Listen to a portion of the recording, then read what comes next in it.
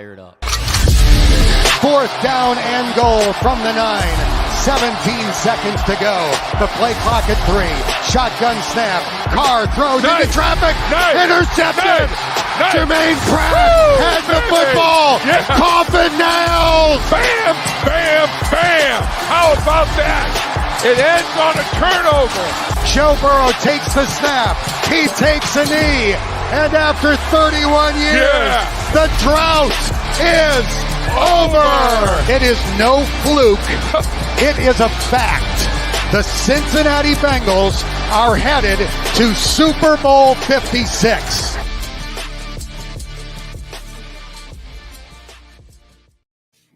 Welcome back. Ed, Yes, sir. there's only 2 of us tonight. There are only 2 of us tonight. Should be fun. There's Welcome back. Me too. Huh? There's 2 of us last week too. And the week before that. Well, yeah, you and yeah. Welcome back to Pardon the Punctuation. I am your host, Aaron Smith, as always, joined by at least somebody. And this week it's Ed. Jeff should be with us Soon. within the hour. I think is what we've been told. So we shall see how that plays out. Ed? Yes, sir. Did you get out to enjoy any of the amazing weather that we had over the weekend? Oh yeah, we had 4 soccer games this weekend. Yeah. Ooh, 4 soccer games. 2 Saturday, 2 Sunday. So Both boys? Yep. Then we got out and I got the grass cut on Saturday, too. which was nice. All these damn dandelions I got all over my yard. I just fertilized them today. They're already back. Man, they come back so fast. They come back quicker than the regular grass does. Like, this is ridiculous. What else? Did a little bonfire in the backyard. Didn't have any marshmallows, but we had some peeps left over, so we roasted those. We had a fire as well. Damn. Did we have the same weekend? Apparently. Except I mowed way more yard than you. I'm like, Yeah. Almost 4 acres. okay, well, I got half an acre or so. I rode a 0 turn for the first time. How did that go for you? And, my hands are still sunburnt, No. so that's cool. My legs are pretty sunburnt. My arms So are pretty that's well. sunburnt. 'Cause we went to 50 West after the soccer game on Sunday. Got some chocolate shakes for the boys and some beers for the parents. For the adults. Yeah, for the adults. So it was pretty hot there too. So yeah, we had almost identical weekends. I had doubleheader for baseball on Saturday and a soccer game on Sunday. So it's eerily similar. Very, very similar. We adopted a puppy on Friday. Oh no. Yep. What kind of dog did you get? It's said to be a German it's said to be a German Shepherd a German Shepherd mix. They think it's mixed with a lab. Okay. She's adorable. How old? 11 weeks. Are you getting any sleep? I wake up at 6:30 every morning now. It's just training for the baby. We're in the 3rd trimester. We just entered that this week. You should train for the baby. Chad, you are absolutely correct. The burgers at 50 West are great. They are good burgers. So it was quite an eventful weekend here in Athens. Yeah, we got the same thing coming up this weekend. We're going out of the town of Louisville for a soccer tournament. Oh, yeah. The kids are old enough for out of town soccer tournaments? Apparently. And it's at Bullet Fields, which I'm hoping is Bullet Bourbon. So I'm hoping like the factory's just like they're right over there. So like in between games, you can go grab a bottle. Yeah, the dads.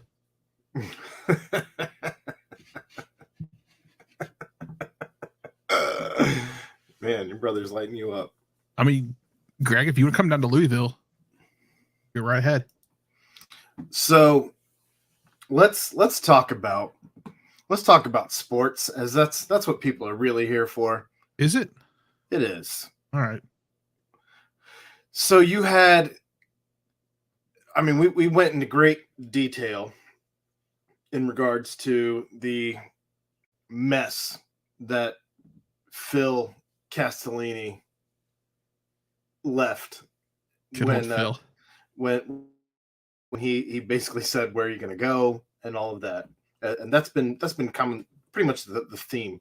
Jeff should be back here within the hour, hopefully. He said he had to go work. But the Reds had themselves a nice little 11-game losing streak after Phil dropped the "Where you gonna go?"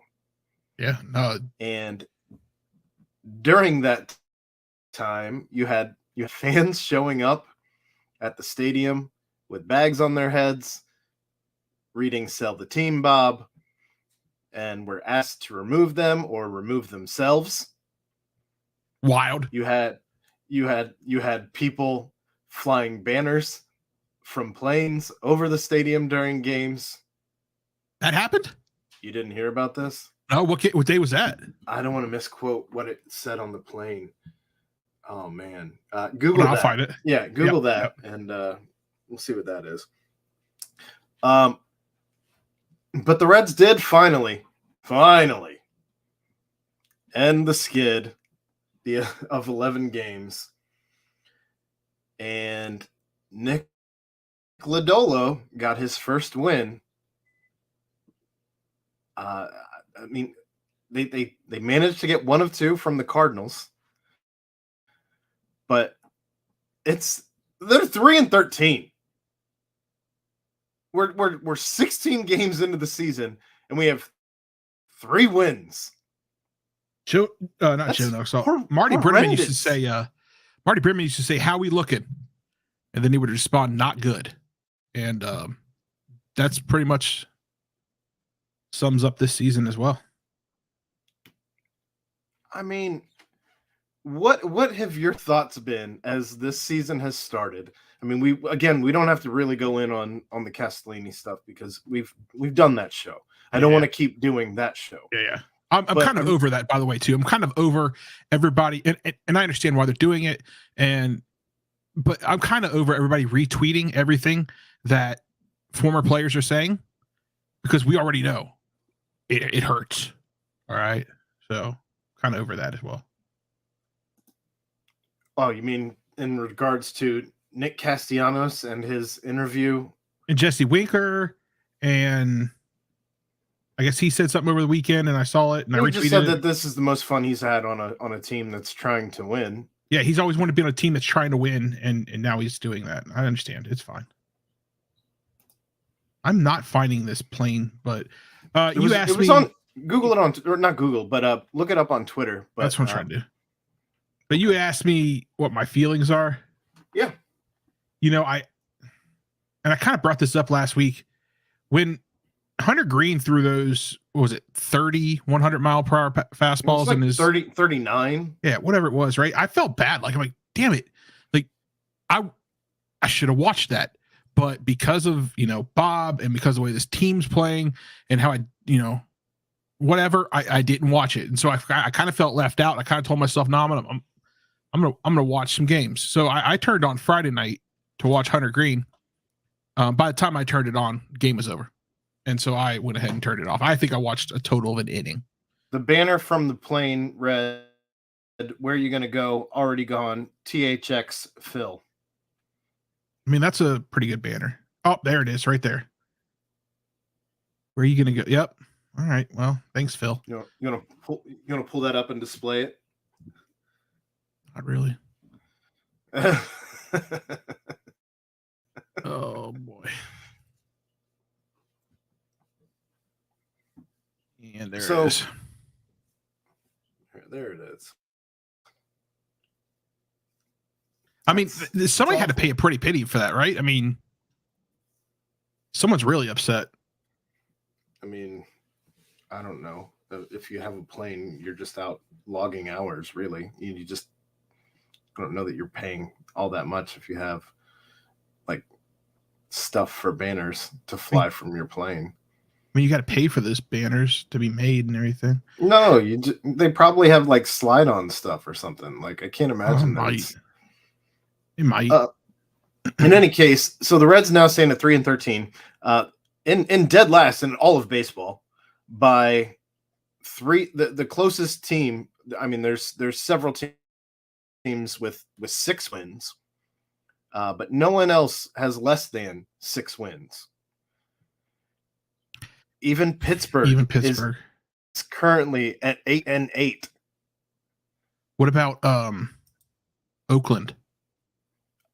9-8. Yeah. Okay. All right. It's frustrating. It's super frustrating. Like we just had these successful seasons coming off of UC football and Bengals football, and now we're going to this, and we have to wait until August for football again to happen. I mean, I understand the Cyclones are out here winning playoff games. Good for them. Let's go Cyclones. But oh yeah, I didn't even see Jeff had put this, but Geoff I put in here that the Cyclones 6-5 in OT, 2-1 in the series. I mean, that's good. I get into a little bit of hockey. I wish they'd show those on TV. But it's just frustrating. Like I don't want to sit down and dedicate 4 hours to watching subpar baseball and just being mad at myself afterwards. Yeah. It's not good. Like I got other things I could do. I mean, I was talking about before. I could go cut the grass. The run differential in the Reds games thus far, they are at -41. They've scored 43 runs, which is also the worst in baseball. Tied actually with the Kansas City Royals. I missed the Kansas City Royals. They have 5 wins. They've played one. They've played. They've only played 14 games, so they do have a higher winning percentage, as the Reds currently stand at 18.8%. But yeah.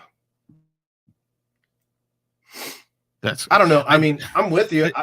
I don't think I think I've watched 2 or 3 games so far this season. It's just not a priority.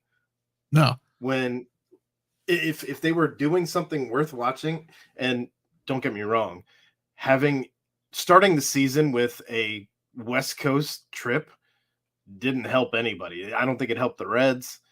I don't think it helped the fans get engaged. I don't know. I to start off going to the Dodgers, San Diego. Woof. Yeah. And it's not going to get any better. We already got the Guardians. I almost said it. We've already got the Guardians making fun of us on Twitter. Yeah, I don't know why they put Harambe as their. I mean, I know that the Guardians are playing the Angels for the first time ever because Guardian Angel, yeah. But I don't understand why they got to claim Harambe. They don't get to claim Harambe. They did. I know. That's what I'm saying. I tweeted them that they have some class. They're almost like Yankee fans. Seems strange. But yeah, I don't know. I mean, the Reds have been nothing short of a hard watch this season. And I don't know that there's a light at the end of this tunnel this season anywhere. The light is the end of the season, right? Yeah. Because it means it's over. Yeah, exactly.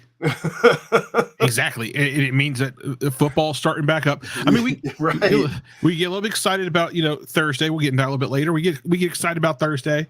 But yeah, you're right. The light at the end of the tunnel. But you know what's going to happen, and this is what happened last year too, is all of a sudden they're going to start hitting. Joey Votto might go on a little home run streak again, and we're going to be like, yeah, okay. Now we're not going to get excited this year. Last year I let myself get away, and I got excited, think we might make the playoffs. This year I'm not going to do that. It's not good for my health. It's not good for my health at all. But that's going to happen, and they're going to draw us back in. They're going to draw us back in, and we're going to be like, oh, yeah, okay, let's watch some baseball again. But then Phil's going to say something stupid again. But it's going to happen. What about his apologies? So I haven't found. So I've seen stories and tweets going out that he apparently sent apologies to the staff, but I haven't seen what the actual apology says. Yeah, I mean, regardless, why did it take so long for these apologies to be issued when this happened at the beginning of the 11-game losing streak? Are you just now seeing the fell off the ladder comment? Yeah, I saw that. Do you understand that? Yeah, you fell off a ladder. Because I fell off a ladder today. Right. Yeah, that's nice of him. That's nice of him. He's going to get he sits behind me, so he's going to. You totally wrecked my I apologize. I apologize. It's fine. That's on me. What was I talking about? The apologies. Why did it take like a week and a half to issue an apology? How did it take that long for you to realize that it was messed up? Well, he sent the apology after the game. Remember, he sent apology to the fans, but why is he sending an apology to the staff? Like, I don't understand that. Like, the ticket sales. Well, I guess he needs to, because the ticket sales guys aren't making commission off ticket sales. You know what I mean? Like, the concession stand guys aren't making tips because nobody's going to the games. So I guess I see why there's an apology out there. One of the quotes from the apology: "My remarks were flat wrong and in no way reflect just how committed I am to the Reds and the city of Cincinnati. I let my frustration get the best of me."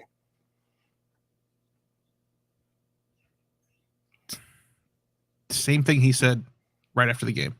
"My remarks were flat wrong. I will never take our fans for granted because they are as much a part of this team as we are." Now, they've also apparently they're now going to allow fans to show up with bags, as they realized, oh, that's also a bad look when you tell fans that are paying to watch your games at a taxpayer-funded stadium. Yeah, so there were two incidences this weekend. Incidences? Yes. I did that. Where there was that group of 3 fans who they were being interviewed, and as they're being interviewed, they came over and asked them to take off their bags, and then the interview stopped. And then there was a gentleman who was sitting in the diamond seats, right? And he was wearing So I mean, I'm with Jeff's idea when he gets back here. I mean, maybe we could do a GoFundMe and PTP just go sit in the diamond seats. Oh, and then you got the poor guy who bought handlebar seats so he could take his 1.5-year-old to the game in the heat. So he's like, oh, I'll buy the indoor seats, right? Where it's air conditioned. And it's 88 degrees inside because Phil can't turn the air conditioning on. I guess we'd have to trade away, I'm not sure that's been confirmed. Well, that could have just been somebody. That could have just been a troll ranting on Twitter. I'd like to believe it's real. Yeah, well, maybe you should have taken a picture of him with sweat running, like dripping down his face. Yeah, that would have made it real. Yeah, that would have made it real. Yeah. I don't know though. I don't know what this team has to do to get better. Obviously, when your leading batting average on the team is batting .236, congratulations, Kyle Farmer. When in 16 games, your RBI leader has 7 RBI. Again, congratulations, Kyle Farmer. Yeah. You are tied for 29th out of 30 for runs, which means that you're also tied with 30. Like there is no 30th place because you were tied at that 43. You are in 29th place for batting average, 186, on base percentage, dead last at 26.2%. We have one player with 2 home runs. Congratulations, Tommy Pham.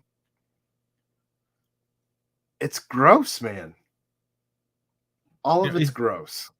Like I said before, it makes it unwatchable, and I don't want to sit down and waste my time on it.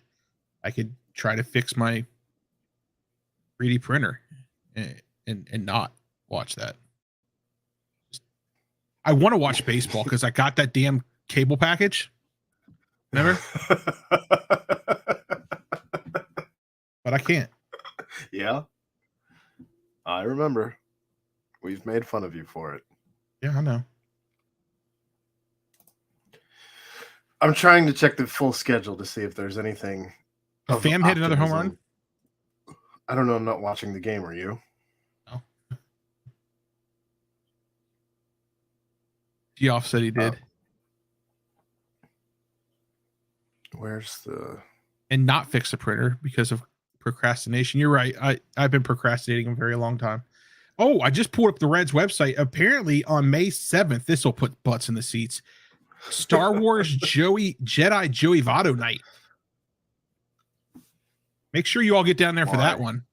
And may the 4th be with all of you on that one. Even screwed that up. They couldn't have that on the 4th. Do they have a home game on the 4th? Probably not. No, they're at Milwaukee. So why would they have it on the 4th when they don't have a game? Aaron, I just want to find something to blame on them, okay? So the next series after they wrap up with San Diego, who we already know is really good, they face Colorado, who is basically tied with San Diego. Both of them have 10 wins. The series after that, we have Milwaukee, who is in second place in the division. And then we have Pittsburgh. And Pittsburgh has been figuring something out because they're at 500. Well, because they're Pittsburgh. They've already put Hunter Green. They're skipping him in the rotation as they had an off day. How do you feel about them sitting the young stallion? Nah, they probably should, especially when he's throwing 31, 33, 100 pitch ball. I can't talk. 100 mile per hour balls and a pitches. There we go. In a single game, in a second game, they should probably get, because he is. I mean, we don't want to ruin that arm, and they say they're going to build within and all that kind of stuff. So, yeah, let's go ahead and let him sit for a little bit because these games don't matter. So, is there anything that the Reds could do to bring you back in? Fire Phil. For starters. Or have him force him to step away. Yeah. I don't like free pizza, maybe like night at the ballpark. Like you buy your $5 seat and all seats are $5 that night, by the way. So it's free pizza and $5 seats. So that would be nice. That's never gonna happen. Also with free beer. So I think I'm losing track here. So it's $5 for a ticket, free pizza, free beer. And then I get to pitch. I get to pitch in at least one inning. Maybe two, if my arm allows it. Even if you had the fence up in front of you, you'd find a way to get injured if you were pitching. Oh, I'd throw it a batter. You wouldn't hit. I'd throw it a batter, and then as he's walking to first, I'd talk a lot of shit. That's all you'd be. I would. This is a ridiculous conversation. With my free beer, my free pizza. I thought you'd take it seriously, but there's a clock in between pitches, right? Yes. I'm just wondering how many bites of pizza I can get in between each pitch. Deanna says when she was in college, they did dollar hot dog nights. Well, I think they still do that, but it's only in certain concourses. I don't know if they still have that or not, because is anything $1 anymore? Anything? No. Not even stuff at the dollar store. Correct. Hold on. I think somebody is here to say something. Hi, Chad. Hey, I just wanted to say hi to Kathy. That's all. Hi, Kathy. She said the Reds That's suck and they're pitiful. I know how much she enjoys hearing my content, so I just wanted to say hello. I don't really have anything else to add. You can put me back in the lobby. All right. Bye, Chad. Yeah. Bye, Chad. Yeah, the Cyclones do dollar beers. It's usually Hooties, and I'm down with that too. More drunk people will buy merchandise. I might buy a hat. Whoa, we got a Mayhall outside of you saying that the Reds suck. That never happens, Edward. I know he says it all the time. I don't know. Apparently, Xavier baseball is losing 10-0 to Tennessee. Who cares? We don't talk about Xavier on this podcast. I don't know. Like, what would bring you to a game? Like, what would make you want to go down there and spend your hard-earned money? This year, nothing. Absolutely nothing. Not even free pizza? No. By the way, if we didn't even bring this up, apparently they're skipping on hot dog toppings down there now. Clay sent us a picture of his hot dog when he was down there this weekend, and they didn't have all the choices. They didn't have all the choices that they usually have to put on his hot dog.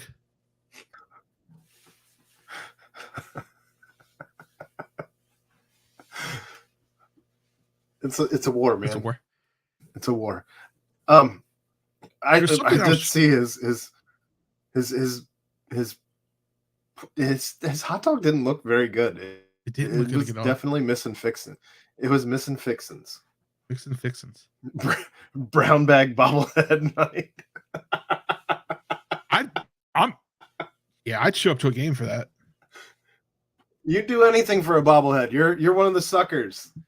No, I don't collect bobbleheads very much anymore. Clinton gave me a bag full of them for my birthday, but I collect the ones that are meaningful, right? Like the Barry Larkin ones and stuff like that. There's no such thing as a meaningful bobblehead. I don't know. I don't know. I got a question. I just truly don't think there's anything that I could muster in me to Mustard. No, not mustard. Muster. Oh. I don't think there's anything in me that I could muster to go to. First off, it's now a 2.5 hour drive for me to get to the stadium. Yeah, that's ridiculous. But also, like, they're not good. So they pretty much have to show that they're doing something to win this year for me, or at least like to show that what the plant. We already laughed about this. Yeah, I don't want your corporate pizza. Like, enough of that at work. Exactly. But yeah, I don't know. I mean, I just there's nothing that I can see. I don't know.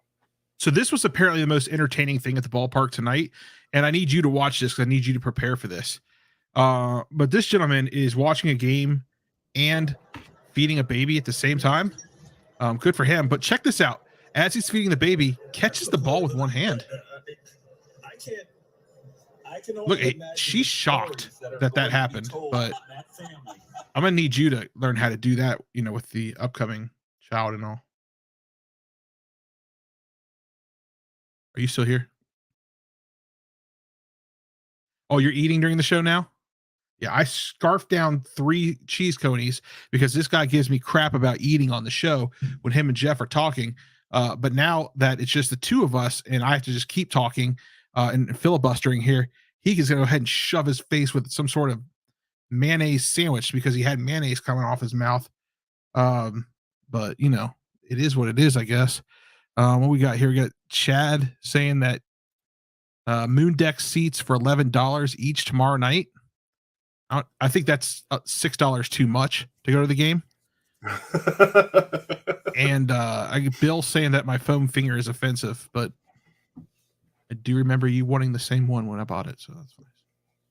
I don't know. I mean, there's just nothing that I can think of. Like they haven't been transparent about what the plan is, especially when they brought, Tommy Pham, or when they brought. I guess you have to field a team.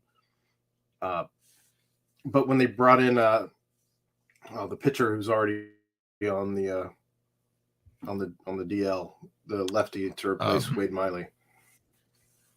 I keep wanting to say Mike Minter, but I don't think that's correct. I don't know. Is it Minter? Pretty sure you're right. I know I traded him off the team as soon as I could on MLB The Show. I did finish my first I did finish my first season today How do you have time to do 8. that? because I simulate like 6. I simulate. I only play games on Sundays. Oh. That's it. And I do a player lock, so I only play like the at bats for one player or what you have to do in the field for one player. I finished 81 and 81 my first season. Geoff says that he'll be at the Cyclones game tomorrow night. I doubt they will have more than the Reds because there is also some concert tomorrow. Reds have a concert tomorrow night? I don't know. I don't follow. I haven't watched a game since they were in San Diego. No, in LA and San Diego. One or the other. I haven't watched a game since Friday night. Uh, Yeah, it was in land inning. you watched Bill one- says that FC Cincinnati is still better than the Reds. Actually, that is false. That is false. I don't know. They might have the same amount of wins. They might be better. I'm actually going to an FC Cincinnati game next month.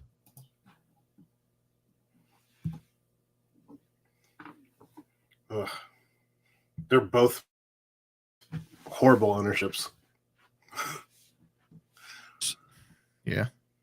I don't know. I don't want to talk about ownership again. I really don't. Like, I feel like that's the road we keep going down, though. Is it really 9-6 right now? Yes. Bottom of the ninth. Good Lord.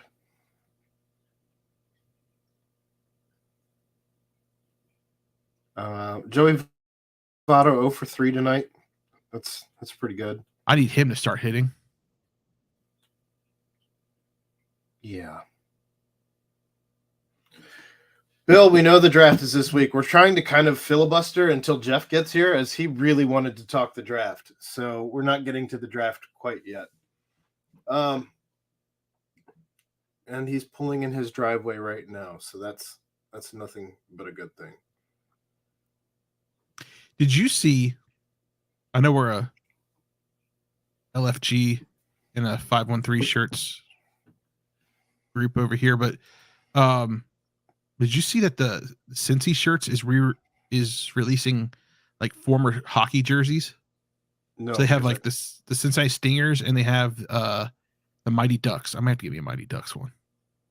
yeah, that does nothing for me, and I honestly couldn't care less about hockey jerseys. But I did see them have the that release of the 1990 World Series lineup card. I thought that was pretty cool. Oh yeah, I did see that too. Yeah. Yeah.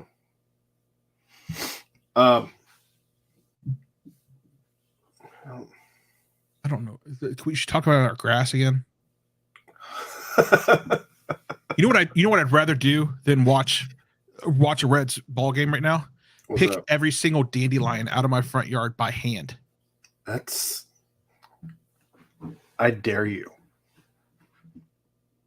How do we get that sponsored? It's not ever going to get sponsored. Did you watch wrestling? I would not mind doing your 60 seconds of wrestling. I'm not gonna lie to you. I didn't watch wrestling. Although You don't watch. I've been reading up on some tweets. It sounds like Bret Hart might be coming out of retirement for a match. So you just He don't might- watch wrestling for your segment anymore? No, I did, but I don't remember what happened. I recorded it and I watched it. I don't remember much what happened though. I should have wrote it down, and that's on me. But I did see. So Bret Hart could possibly sign with the WWE, which is wild because the WWE killed his brother, and I assumed he was never going to go back there. Owen, I am not a heart, or I'm not a nugget. I Hart? am not a nugget. Oh my god, I forgot he used to say that. Yeah. That was like one of the It's- two things that he would say on the Attitude video game back in the day. That is hilarious. So speaking of attitude, a TikTok came up on my page of a company that sells like old game systems and stuff, like N64s, PlayStations, NESs, all that kind of Super Nintendos, all that kind of stuff. And I looked up the Attitude game, and they only had it on N64. So I'm thinking about buying an N64 and buying that game. Yeah, I'm pretty sure the only system it was ever released. It was on PlayStation because that's what I had it on. Huh. I don't know. You know that? No, because I didn't ever have a PlayStation 1.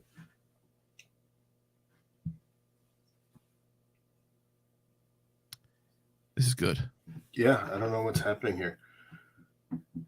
The chat's just blowing up, and I cannot keep up with it. You don't have. That's the fun part about posting the chat. You don't have to post all of them, only the relevant ones. Yeah.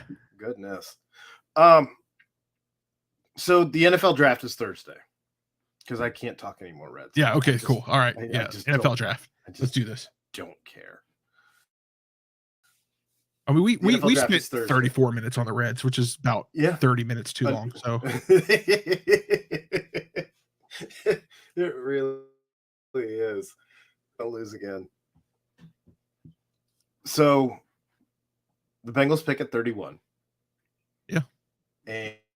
And I'm fascinated with the NFL draft. I always have been. I don't know how you feel about it, but I like to watch. I like it's a good time. It's a good watch.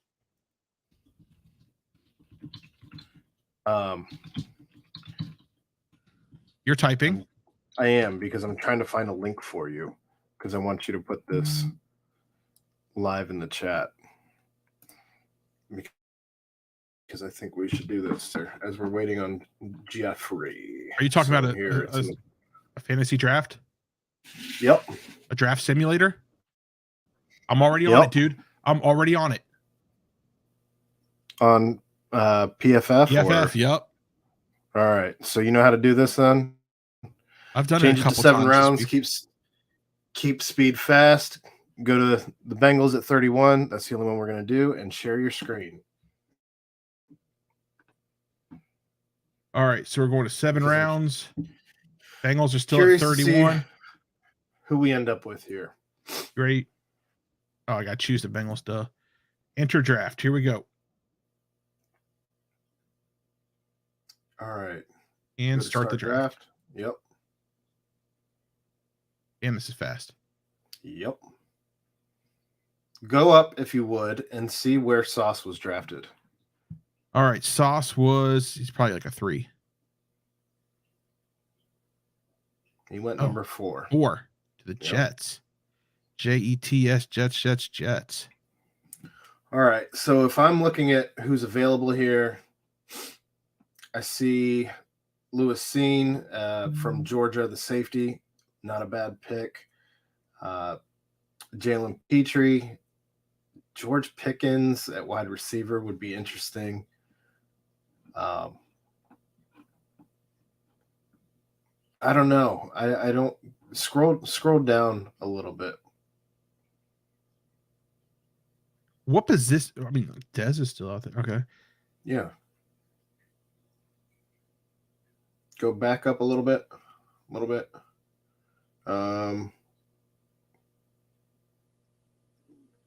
Why don't we take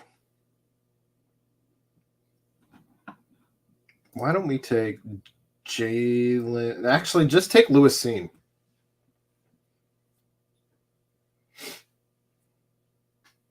Got him. All right. Now we're about to be back on the board at pick 63. Here we go. But go back up and see if there were any other Bearcats taken here.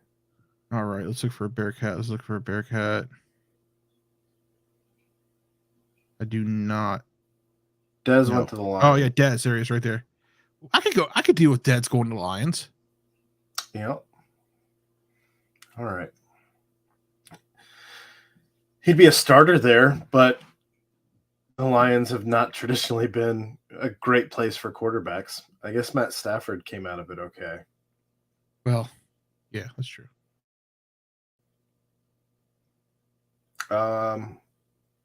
Scroll down a little bit. I can't imagine. Ryan Cook's available. Sawyer would. Yeah. 63 is a little high to be taking Brian Cook, I think. Go back up.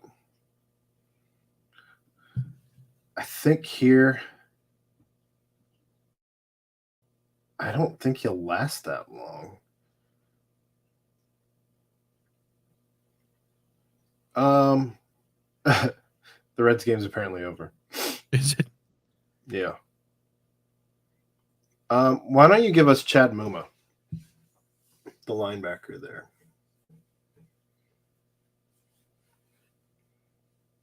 Sorry, the chat.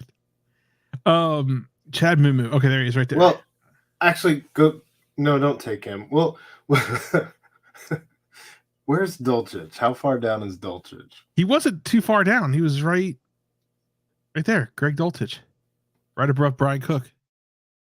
Again, I just think that's too high to take him at 63.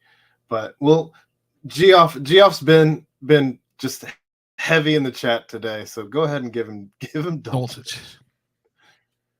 There you go, Geoff. That's for you, buddy.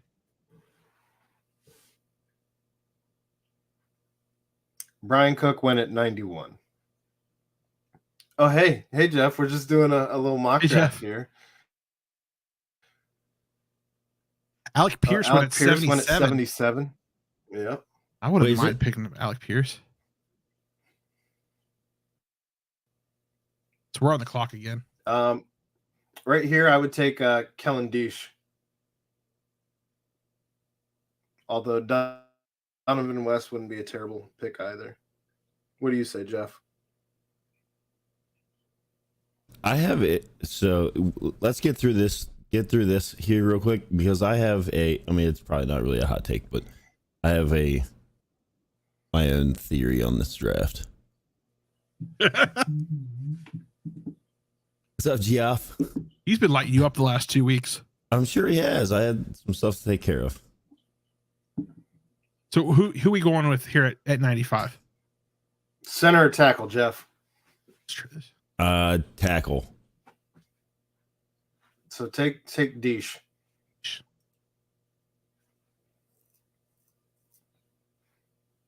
Darian Beavers at 104. Majay went at the beginning of this round.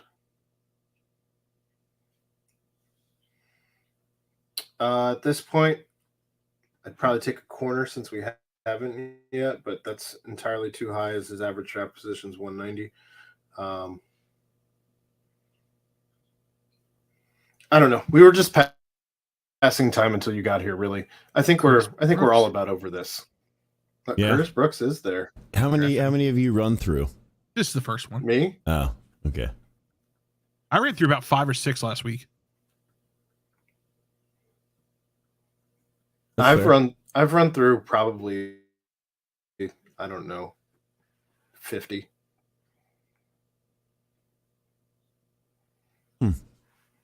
Interesting. All right, we shutting this down? What's your hot take? It's not even really a go hot ahead. take. My whole thing about this draft with the Bengals is they don't need like starters, right? Correct. I don't really see somewhere. Okay, maybe the first round you go with the offensive line, you add another backup guy there in case somebody gets hurt or whatever. After that, I am like full on in the just take the best player there is. Whoever's left, whoever's on your board that you've got ranked at the top of the board, just go that way. I don't think it can hurt. So basically the same way I do it in fantasy football. Is that how you draft your fantasy not football every team? time. Like, I'll try to do it, methodically, but recent, by recently I mean like recent years, like, and normal, I guess, Bengal years or whatever. Like I always kind of look at the draft and I'm like, man, like we gotta get that one guy to help us like turn this organization around, turn the tide back towards where maybe the Bengals can be. I just don't have that feeling. Like, I'm not nervous about this draft or like have any like anxiety about this draft that it's going to be like graded at like an F, and everybody in the national media is going to be like, oh, look, the Bengals screwed it up again. You're like, picking at the end of every round. You know what I mean? Like, right. Well, you got that. And like, I literally couldn't, I don't know that I could care less how they do it, because I have confidence in the way that they're going to go about this draft. And I think they can just get whoever the best player available is. Maybe they need some guys here and there. I really hope that they take Matt Ariza at 31 and set the Twitter world on fire. I mean, I'm here for this. Is the first year we actually like enjoy the draft, right? Like we don't have to worry about them screwing it up or anything like that. I have to coach. I have to like my oldest son has baseball on Thursday, and it's kind of late, and I'm not worried about missing the Bengals pick, and that's exciting to me. And it's not because they traded away all their first round picks to all the best teams like 5 years ago or something, and they ended up at the back of the draft. They earned their way to the back of the draft, and I love it. Just so you know, Aaron's eating a sandwich right now. Oh, is he? Yeah. No, it's a pizza roll. Okay. A whole pizza roll. But yeah, I mean, that's just kind of like the way I'm kind of approaching this draft. I'm way more excited about this draft, like for where the Bearcats players go. Yeah, that's what I'm more excited about. You know, like I legitimately am. Like I will have my phone out during my kids baseball practice while I'm throwing BP, and I mean, I don't even know what time the draft starts. To be honest with you, is it like 8? 8, I think. Does it matter when you're picking 31st? No, I'm just saying like so that I don't miss like Sauce go number 1 overall. Oh Yeah, Can you I agree. imagine? I agree with. Can I imagine if Sauce was there? No. No, if Sauce went number 1 overall. Oh. Yeah, I don't. only 3 more days. I That'd can't be see that awesome. happening either. No, I mean it would be like the craziest thing ever, but I would agree with my my former college roommate in the chat here. Go with the best player available. yeah. What Jeff just said. Yeah. Well, I'm agreeing. Yeah. Agreeing with Okay. everyone who said it. I just But I wanted to shout out that my college roommate was in the chat, Ed. What's up, Sorry, Dustin? D-Hat. I mean, that's just how I'm looking at this year. Like it's not something that I'm worried about. Like last year, we had the like the Sewell v. Chase, like whatever you want to call it, that we had going on. Yeah, like people were like, oh, I'm this, I'm that, and we were all Team Chase, in case anybody cares. But like this year, like I'm gonna be honest, like I don't watch college football, and I'm not like, that's a really dope lineman right there. Like, I'm sorry. People even talk about like if Aiden Hutchinson was in the draft last year, as almost everyone has him as the consensus number 1 overall pick this year. But if he had been in the draft last year, they don't even know that he would have been like a top 3 pick, a top 5 pick, which is just it's a down year for the top of the draft, but the middle of the draft gets much heavier. I thought you ate dinner before we did this, Ed. What are you still eating for?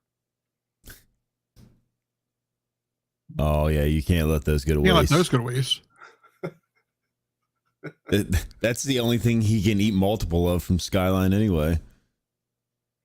It's crackers for I had 3 anybody cheese that's cookies listening. tonight. Thank you.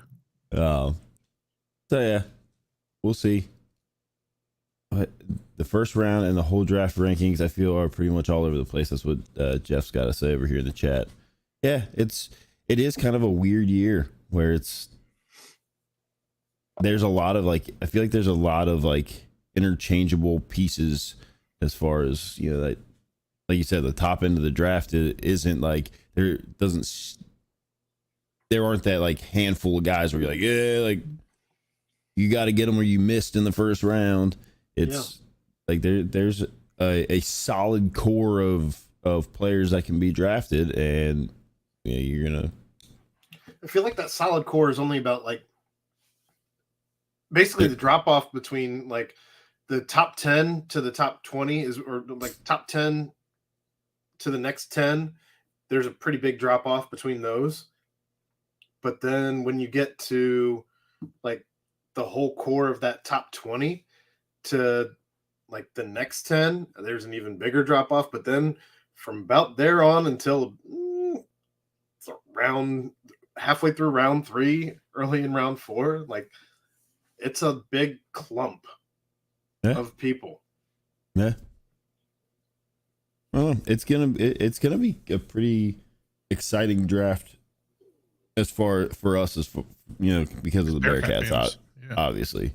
And then as Bengals fans, it's a good draft because you're essentially just like selecting guys that are going to be, maybe one or two guys are going to rotate in and out or whatever, but like you're picking some like safety net guys in case somebody needs a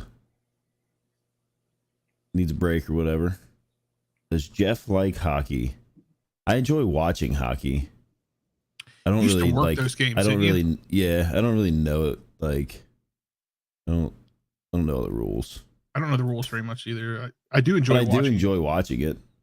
It's good stuff to watch. How did Fickle do an interview with Lapham? I did not know that. I know he did an interview with Chad this afternoon. I will look it up. Yeah. See what that's all about. I don't know. What did you guys cover? Was that it? You guys just started the show and started with a mock draft? We talked about our grass. How's your grass doing? My grass?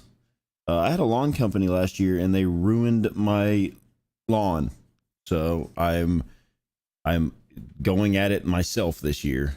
And it's starting to like turn the corner. But I'm not like an expert grass maintainer. So it could go. I might end up paying somebody to put field turf down in my lawn and just call it good. Probably a solid idea. I've thought about that multiple times. The guy across the street from me they just like ripped out their whole yard and had like somebody come put sod down. So like their lawn looks amazing. I was telling Aaron earlier, I would much rather pick out every dandelion in my front yard by hand, dandelion by dandelion, than watch Reds baseball right now. So I'm going to retweet it right. I got a lot of dandelions in my yard. I'd rather pick them out one by one by hand than watch Reds baseball.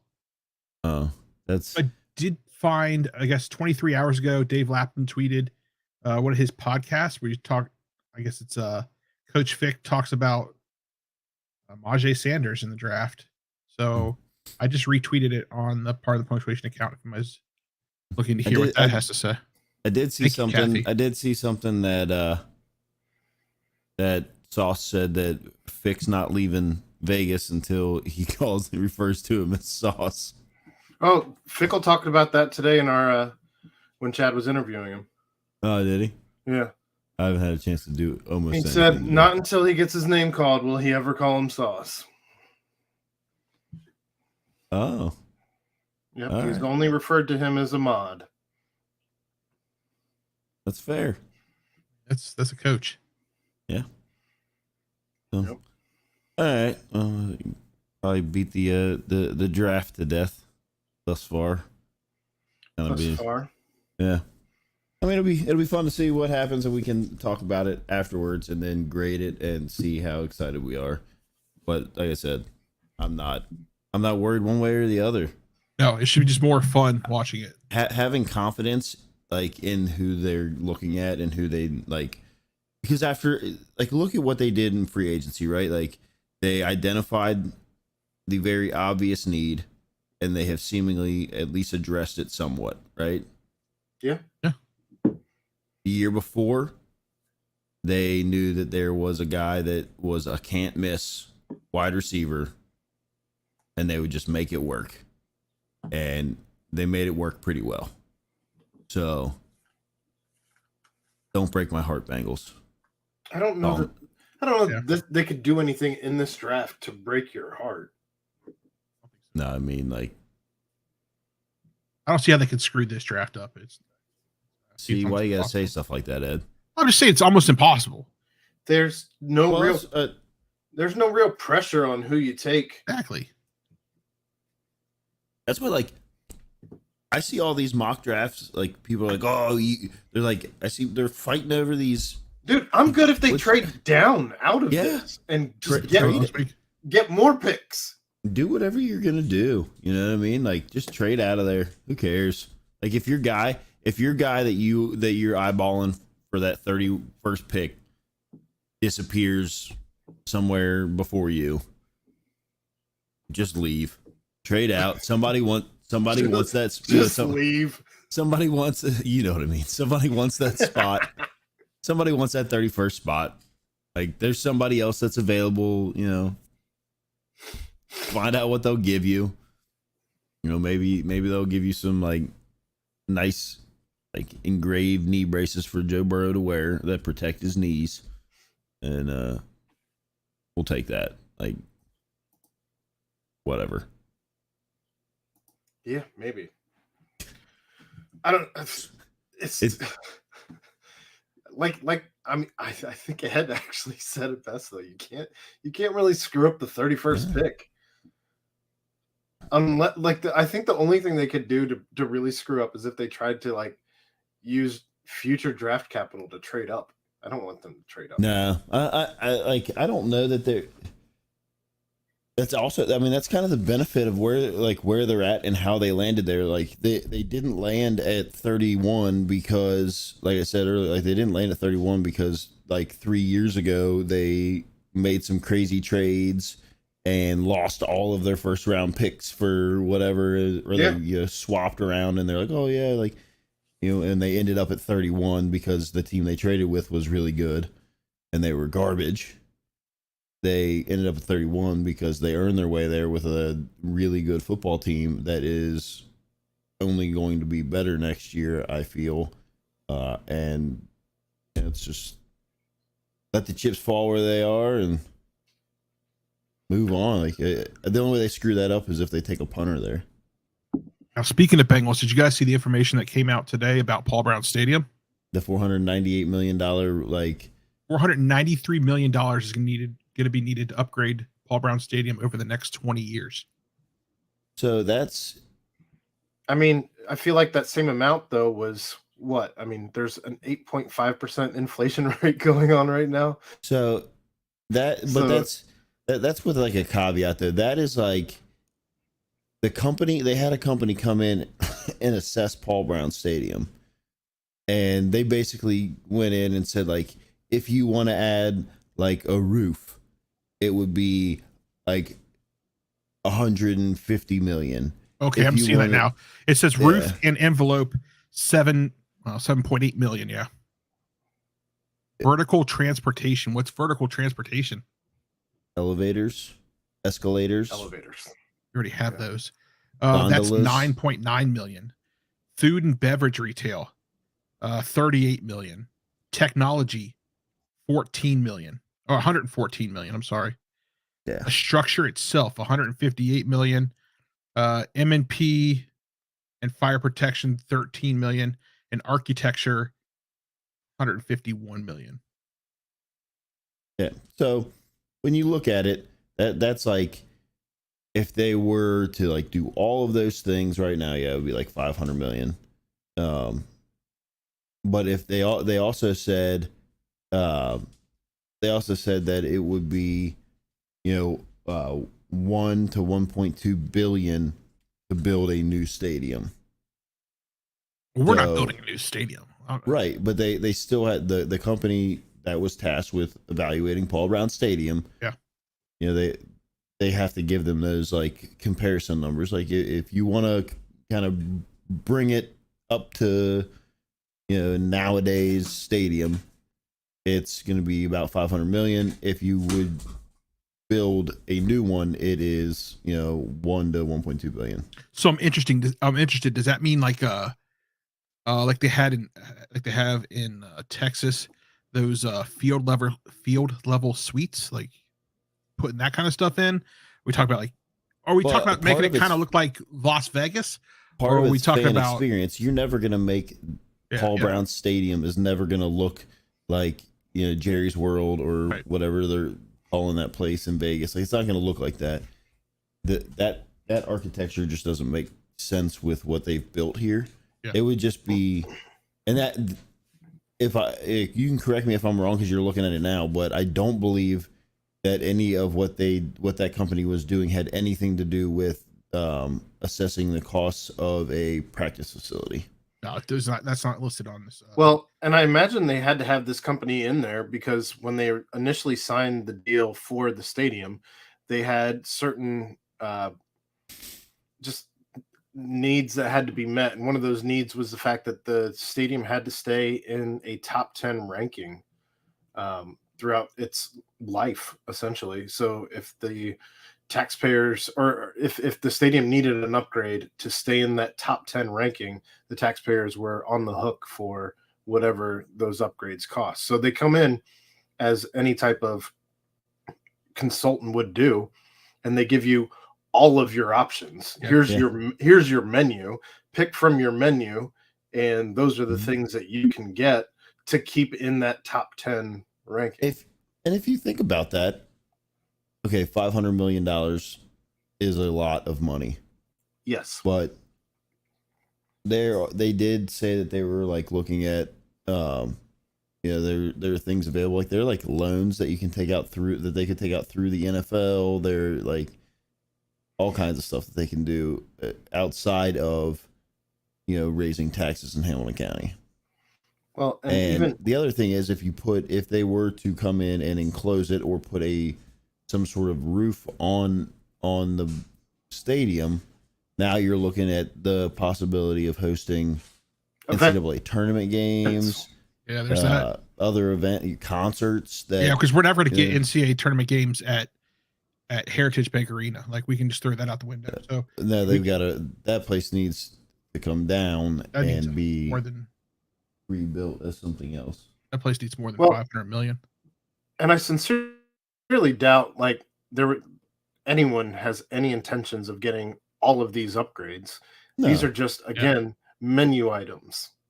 Yeah, as it says here on the sheet, it says continue to maintain the building, protect the investment, future-proof the building. So they're talking about making sure that they can make other changes in the future. There's no such thing as future-proofing a building. Well, you can't. I mean, they say there is, but we don't know what's going to happen. I mean, everything gets dated, and then prioritize future maintenance. So, I love one of the quotes here from the architecture or the architect.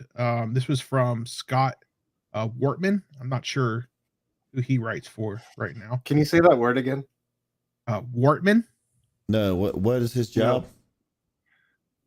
Writer. No, the guy that designs the building. The architect? Yep. That's not this guy. You know what? Whatever, guys. Architect says. So you just said it. Paul Brown Stadium was meant to be adapted. You just said it correctly. Changed. Why were you pronouncing it architect? I said architect the whole time. No. Did I say architect? No. You said architect and architect. An architect. I got Geoff and now I got Gwyn. T-Win, there he is. T-Win's in here. An architect. Shitting on me now. Anyways, they say that Paul Brown's team was meant to be adapted and changed. We learned from Riverfront. I don't want this building to implode. I want it to stand the test of time. That's great. Forever. It's a solid statement by a prominent architect. Why do you laugh like Scooby-Doo? I don't know, man. Okay. Why do you say architect? I just want to know, and then you just we're like, oh, the architect. Architect. Unbelievable. That's so. While we're on the subject of the NFL draft, though, let's just knock this out, just so we can say that we talked about it. Okay. There's 9 guys from the Bearcats that this weekend should hear their name, and just kind of going over those 9 and I know Chad and I have talked at at length about it on various different podcasts and what have you. But what do these 9 guys mean to you, and how do you see like the program just kind of moving from this point forward, where like Chad has asked many different people, is this the biggest weekend in Cincinnati Bearcats history? Yes. Yeah. Oh, I agree These with guys- Chad when Chad tweeted that out. I don't know, it was probably like 2 months ago. I think he just like tweeted the date and said, you know, like probably the biggest week. And then everybody thought he was saying that, like, I don't know, like Michael Jordan was going to end up on the basketball team. And there's all this other crazy stuff people predicted, but it was very clearly the draft he was talking about. And it is, you look at these big schools that are always at the top of, you know, whatever the rankings, or, you know, have the successful seasons, and the blue bloods, or whatever you want to, you know, classify them as. They always have healthy draft classes, and that is something that you can go and sit in a living room of a kid and say, listen, I want you to go look at the high school, you know, whatever the high school evaluation of all of these guys right here, or when they came out of high school to come to the University of Cincinnati. Or transferred in, because Jerome Ford, Darian Beavers, Correct. Brian Cook. But still, go back and look at, you know, a lot of those guys, and it wasn't a 5-star smorgasbord of players that came in here that, let's be honest, probably weren't going to need, like, you know, a lot of extra coaching to get to where they're at. No, these were guys that came in. They, for one, they put the work in. So, you know, when you talk to the kids and you tell them you're going to need to be, you know, you're going to need to be committed and want to put the work in. But if you put the work in, we will put the work into you, and you can be just like that. Yeah, you could be the architect of your future. That was well done, Ed. But that's something that they can hang their hat on. Look, we've got guys that are coming in here that, okay, yeah, they're, you know, they can come back and get their degree, whatever. But we're putting guys into the NFL draft or into the NFL early. You know, they're not here all the way to the end and then going to the CFL if that's the route they take, whatever. But we're putting, there's guys that are going to the NFL draft early. But we're putting guys in the draft, and they're being taken in the first few rounds, right? Yeah, there's probably going to be a couple of these guys that are taken later than that, but okay. Yeah, I don't know. I mean, it's just fascinating to me, just what they've been able to do with guys like, you know, to Luke's point earlier, you know, when he was, or I guess Chad's point earlier, when he was talking about, you know, when Beavers transferred in, he was known as a guy that wasn't really good at UConn, comes here, morphs his body thanks to Brady, and now here he is, you know, potentially a 3rd, 4th round pick.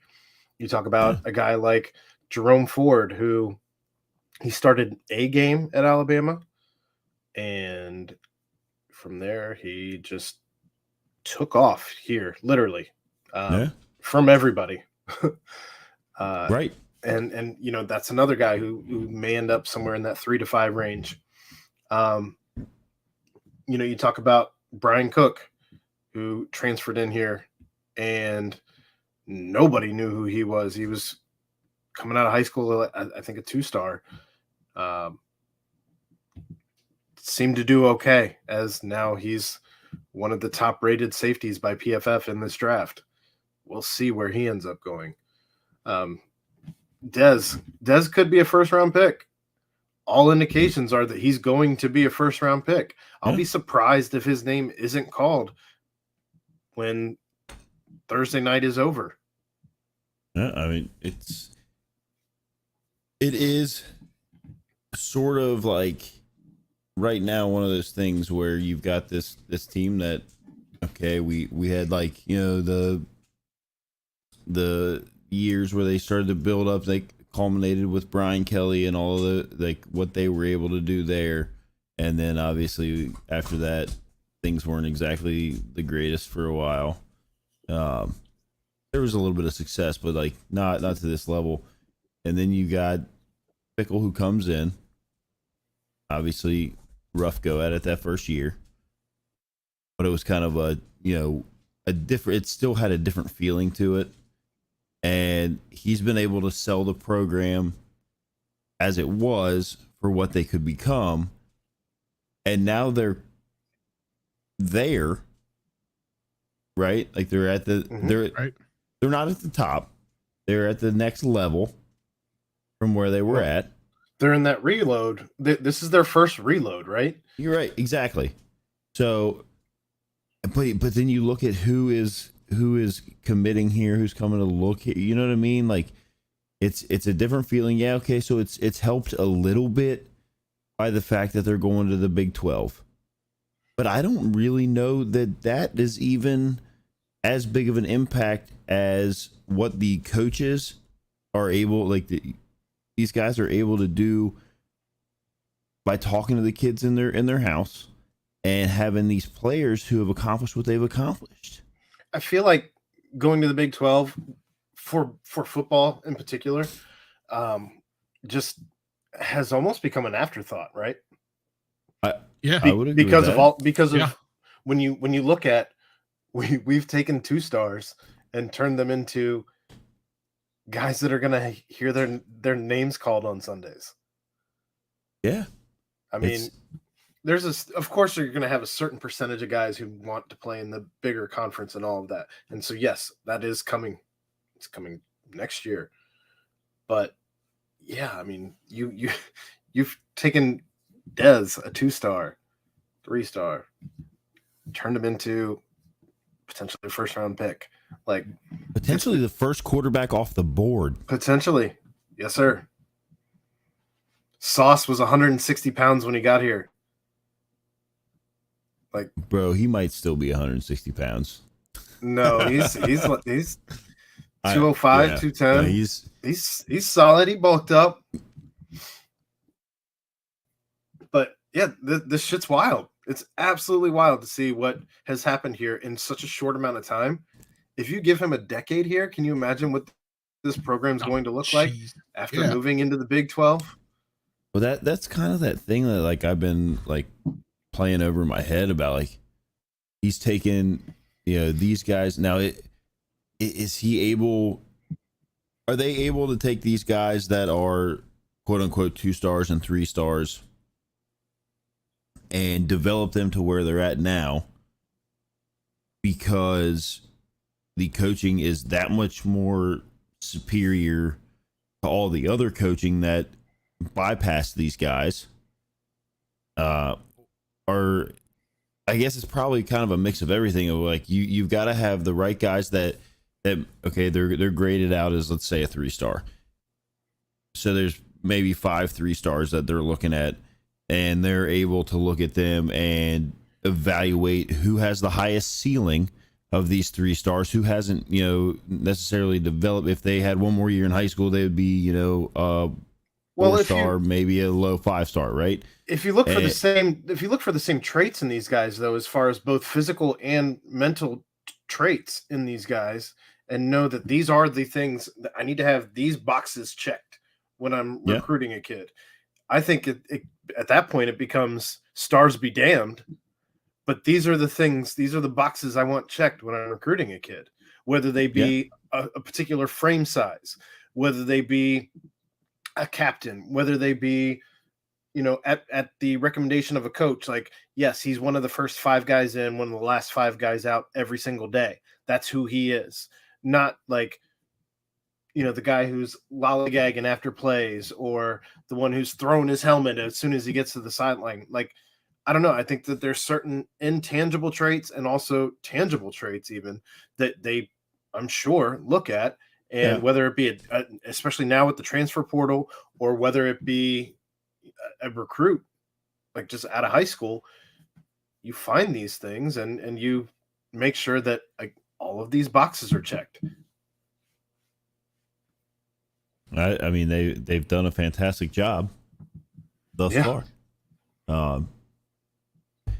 And the other thing that this kind of this is UC, but it crosses over. My brother-in-law sent me a message about it the other day about how excited he was with the way that Wes Miller is handling his recruiting here, the types of players he's going after, like looking at the local guys, look at kind of a stars be damned, but in the other direction, like whereas maybe before some coaching regimes here looked at somebody that was rated pretty high and was like, we don't have a chance. I'm not going to even waste like the postage to send him a letter. Like, I'll just go the other way. And now you've got Wes Miller, who is just kind of like, no, we're going to make a pitch. Like, we're going to go in here and they're going to tell us no, or it's going to be on their end. Like, we're not going to count ourselves out of anybody. And I feel like that's kind of the way that Luke Fickell has gone about it here. Like, you're not going to, he's going to go in there and he's going to give you his best shot at, hey, this is why you should come here and play for me at the University of Cincinnati. This is what you can accomplish. You can do these things. We're in the, in the AAC right now. We broke the glass ceiling and got into the playoff. Yeah, some things had to fall their direction, but they were a damn good football team. Everything had to fall in their direction. Right.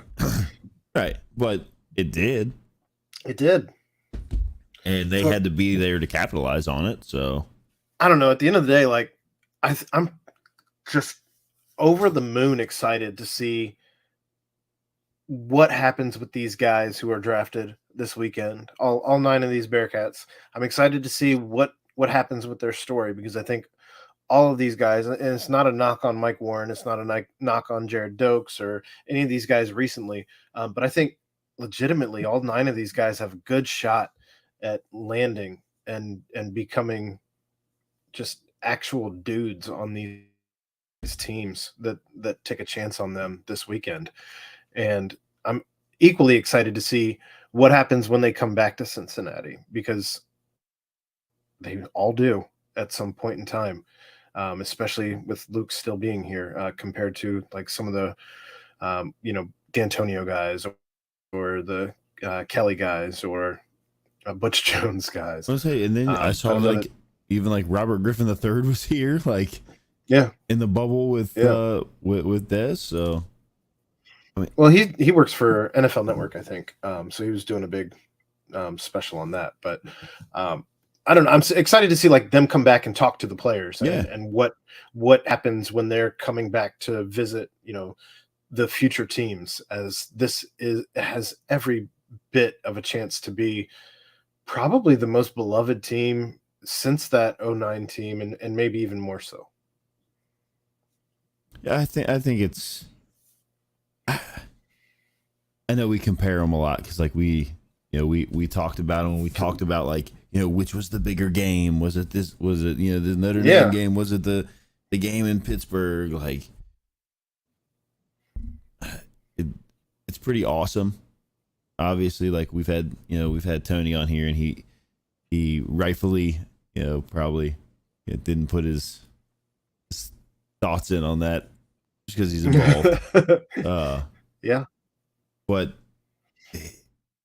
for us at least, as we were just out of college, coming to the end of college, whatever, like that 09 team, and then you look at like where things looked like they were heading for UC football, and then it kind of like petered out a little bit, and then we were back to like, oh yeah, like I don't know what we're gonna root for. We'll be back to just being a basketball school. Like you had coaches yelling at people about like get a job, and now he's a senator, so go to hell, get a job. Yeah, Get a job, you bum. God, that guy was such a loser. And now we're here, and you got probably tie. I'm gonna say it's a tie for beloved teams. Yeah, it was real. I mean, Marty will always hold a special place in my heart. Him and those puka shells. But We'll see, and then we have to go back. I think we have to go back to the Dave Simone episode and fact check him once the draft is over. See who we got right. Yeah. Yeah. Well, unless there's anything else, we can move to transfer portal talk. All right. Everyone is coming to UC. Every single player and their mother. So it's obviously been a wild ride in the transfer portal here this offseason because, man, you had like between Twitter and BCJ, you had so many people upset about how long it was taking for Wes and company to get moving in the transfer portal, and FBK. No, but like we talked about it here, no one was really moving in the transfer portal. Well, that's the thing. Like, Chad's mentioned it before that a lot of the work into the transfer portal happens before a kid goes into the transfer portal. That's everybody's being all the way real on what happens with stuff like that. There weren't there were a couple guys that were in the portal that were like, yeah, like that could be a dude that could fit here, that could help out kind of in the right situation. Because you got to think about it, like, okay, UC is, you don't want to become a team that's building everybody on these like 1 year guys in the portal that, they come here and then like it's their last year or whatever. Like you still got to be able to build your team. And Wes has got some guys coming in next year, and he still kind of needs to bridge a gap to the Big 12. Mm-hmm. Right? It's like you can't just go off all willy-nilly, adding everybody that puts their name in the transfer portal can't come to UC. Well, you have to find guys that fit your culture, that fit where you want the direction of the program to go. They have to fit where you want because let's be honest, I don't think that this was the offense or defense that Wes really wanted to be running this year. No, he was making adjustments based on the player personnel that he had. He filled a roster in 30 days. I think that's probably the 40 millionth time we've referenced that this year. So, if we had to go back and do a check, yeah, I think 40 million is. I mean, it's the case. It's just facts. Like, some people want to act like things were gonna magically be. This was magically going to be a top 5 team in the country, like just because they went and got a new coach. Well, like, people also expected us after the season that we had, as you're still in the American and it hasn't been announced yet that you're going to be in the Big 12 next season. Right. You're in your 3rd head coach in the last 5 years, and people expected us to land all 3 spots somehow top 25 portal guys. Well, right, Aaron. Why wouldn't you be able to do that? For all of the reasons. Like, I don't know. I mean, if they end up landing Landers Nolly tomorrow, as he is announcing tomorrow. He said he tweeted out he's announcing like 5:00, right? That's what my sources say. My sources say he's gonna announce tomorrow at 5:00. Well, my source is his Instagram, but thanks. Yeah, I was gonna say my source is his Twitter or his Twitter, right? I don't reveal my sources. Shut up, Ed. But I mean, if they end up landing him, that's them out shooting their coverage, right? Like that's taking the shot on the hot girl that that you are not on her level. Yeah, but you got to do that. Sure. And if they land him, congratulations. But to expect all 3 spots to have been dudes like that? Oh. Based on what?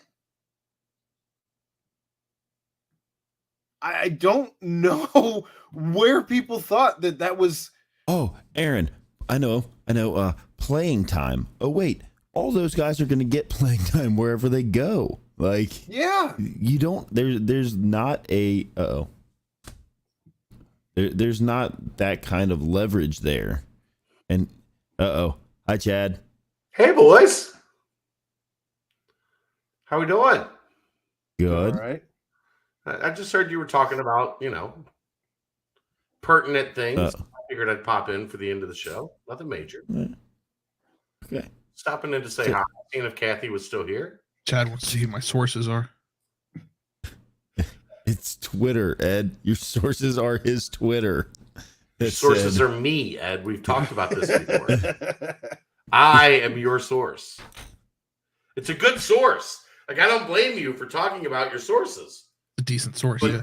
but it's me. Ed, you refer to Chad. Is he your deep throat? Oh, hey. I'm glad we waited an hour and 24 minutes into this episode for something like that. That's a legitimate. That was a legitimate source. Yeah, let's see how that went. Unbelievable. So yeah, it's we're in line for you got Landers Nolly committing tomorrow, 5:00. It might be 6:00 My source is he's in Memphis. Yeah. 5:00 for him could be 6:00 for us. I'm working on that, on an answer for that. So just to alert the fan base, like it might be 6, might not be 5. And then you have the draft on Thursday, Friday, and Saturday with a lot of Bearcats being in the spotlight. And then Sunday, 8 p.m., you have the commitment of top 50 4-star 2023 local wing Rayvon Griffith, state champion from Taft, the lead architect of Ed's mind. Oh, T-Win. You guys are all funny. I was wondering if it was just somebody that was from Arkansas, like an architect. Is that what we were calling them now? Could have been. Nobody asked. They're not. The Woo Pig Suey is gone. They're all architects now. Architects Working on their architecture. Oh, Lord. That's what UC is going to have to deal with to open the football season. Is the architects? Oh God, the Woo Pig Sueys. But we're in line for a monumental, Wednesday, Thursday, Friday, Saturday, Sunday here. Well, And it's already been a monumental, like last week was epic, right? yeah. Corey Kiner comes home. You get Rob Fennessy in basketball. Like there was a lot that went on. Braden Moore, you get a 4-star, the number 2 recruit in the class for 2023 for football. Last week was epic, and this week is like, hold my beer. Right? Could be. Could be. Right. Hypothetically. Of Right. course. Very hypothetically. Very hypothetical. So before you jumped in though, Chad, we were talking about the people having these expectations where Cincinnati should have been landing 3 top 25 guys from the portal, and how just Look, I was hanging out with a friend at EYBL Indy, and he told me about the Nigel Pack thing. Nigel Pack was committed to Purdue. One of the top transfers, was leaving Kansas State and was looking for a new home. And he was he told Purdue he was coming. That might not have been public, but that's how a lot of this stuff happens. I'm going to let you guys in no secret. Typically, commitments happen, and then within 24 to 48 hours, announcements happen. That's how it works. So generally, everybody knows what's happening before it happens. Nigel Pack had told Purdue he was coming. Miami's got a $1 billion booster that has just decided. He paid Nigel Pack $800,000 to come to Miami. $400,000 a year for the 2 years he has remaining to play college basketball. They just also That's what's happening at the top of the transfer portal. Miami also just got the Cavender twins from Fresno State for women's basketball to the tune of $500,000 apiece. So remember a couple weeks ago when I was ranting about how a guy from the A-Sun wouldn't answer the phone unless he got $500,000? Yeah. Yeah, he committed to Miami today. The kid from Arkansas State, the big man from Arkansas State that committed to Miami today, yeah, wouldn't answer the phone unless he was getting 500 G's. Shocking he committed to Miami after the news we got this weekend. That they're paying $800,000 for Nigel Pack. That's what's happening at the top of the transfer portal. Miami must be really sick and tired of being. No, they have one booster. One booster. It's got $1 billion, and he said, "You know what? You know what means more to me than anything else? Miami basketball, Miami being relevant. So fuck it, I'm going to make it happen." Was it Live Wallet or whatever it's called? It's the guy that owns that Miami Coin. Whatever, like Live Wallet. It's his business. Yeah, and he's a billionaire, and he has just decided, I've got $1 million a year, $2 million a year to make my team great. So I'm going to do it. And that's where we're headed in NIL. Like it or not, if your school's got a billionaire that doesn't care about how much money he spends every year to make your team great, you're in an advantageous situation. Yeah. We got any of those laying around? Not really. We're like, hey, we can give you some cheese conies and you can have pizza and ice cream. Not even the cheese conies. The offensive linemen didn't even get the cheese conies. They just got the block of cheese. They didn't get the hot dog and the chili and the mustard and the onion. They just got the block of cheese that you like grate over top of the cheese coney. That's all the offensive linemen got last year. That's the type of situation we're in here in Cincinnati. The offensive linemen all sat down at that Skyline for a meal, and they're like, well, you gotta pay for the three-way. We'll just get some cheese on top of it, like you're at a fancy Italian restaurant. You get a free Skyway upgrade. Yeah. That's all that is. It's like you have to grade it yourself. Don't you dare ask for habanero cheese because that's extra. It's like the guy with the thing at the Italian restaurant. Like, tell me when to stop. The Parmesan. Yeah, tell me when to stop. That's all they got. That was it. Yeah, they actually charged Metz like $35 because he took the big bite out of the cheese. Remember, he had more than his share. They didn't charge him for that. I'm kidding, Aaron. All it's right. a joke. Jesus, the dog has messed your brain up. My sleep schedule. Man. Aaron's actually got a toddler for the time being. It's true. Good Lord. So, I don't know. I mean, Jeff, I know we kind of texted about it a little bit earlier this week, but how excited are you about a potential starting five of if Isaiah Collier chooses Cincinnati over he's so good, Jeff. Over Michigan, over Bruce Pearl, over UCLA, Alabama, Florida State, UCLA. Like there was a lot of the game Saturday night where he went 6 of 12 from 3 was the game that all the head coaches showed up for. And I was telling, like, you didn't see that. You didn't. That wasn't something. Nope, that didn't happen.